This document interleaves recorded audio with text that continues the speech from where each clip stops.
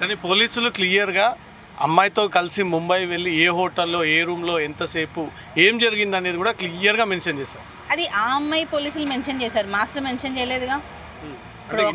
Investigation process అనుకోవచ్చు. అవును, ఇప్పుడు ఆరోపించే వాళ్ళు 100 ఆరోపిస్తారు, నన్ను నడి రోడ్ మీద కూడా చేశారని చెప్తారు. మనం ఒప్పుకోవాలిగా, మనం చేసిన వాళ్ళు మనం కదా. ఇప్పుడు పెట్టే వాళ్ళు 100 పెడతారు, అది కాదు కదా. మాస్టర్ తప్పు చేశారా లేదా అనేది కోర్టు డిసైడ్ చేస్తుంది. పక్క ఫైనల్ డెసిషన్ అనేది ఒకటి ఉంటుంది కదండి, న్యాయం అనేది, అదే బయటకు వస్తుంది. ఈరోజు ఏదో పెట్టాము అని లోపల పెట్టి ఏమైనా సంతోషపడుతుండొచ్చు, కానీ లేటర్ అయినా నిజం తెలుస్తుంది కదా. చాలామంది సినీ పెద్దల పేర్లు బయటకు వస్తూ ఉన్నాయి మేడం. జానీ మాస్టర్ మీద కేసు పెట్టడానికి అమ్మాయిని అడ్డు పెట్టుకొని ఈ రకంగా చేశారు. ఎవరు ఉండవచ్చు అంటే మీరు అంత కక్ష ఎవరికి, ఏ కుటుంబానికి? ఏమండి, మాస్టర్తో ఎవరికి ఏం కక్ష సాధింపులు ఉంటాయండి, నాకు అర్థం కాదు. ఎవరికి ఉండొచ్చు? ఇప్పుడు మాస్టర్ ఒక పార్టీ తరఫున పనిచేస్తున్నారు, ఇండస్ట్రీలో అందరితో బాగానే ఉంటారు.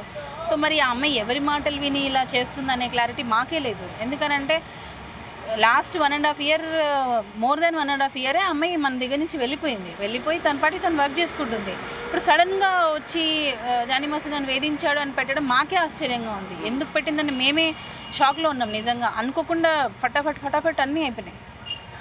అది మాకు ఎప్పుడు ఇలాంటి ఫేస్ చేయలేదు అసలు. లాయర్ కానీ లేకపోతే ఎవరినైనా కన్సల్ట్ చేయాలన్నా మాకు ఎప్పుడు అంటే ఇలాంటి ఫేస్ చేయలేదు కదా.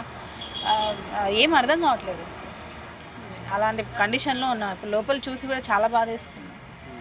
నేను అందుకే పిల్లల్ని కూడా తీసుకొని రాలేదు, చూస్తే ఇంకా ఎమోషనల్ అయిపోతారని నేను తీసుకొని రాలేదు.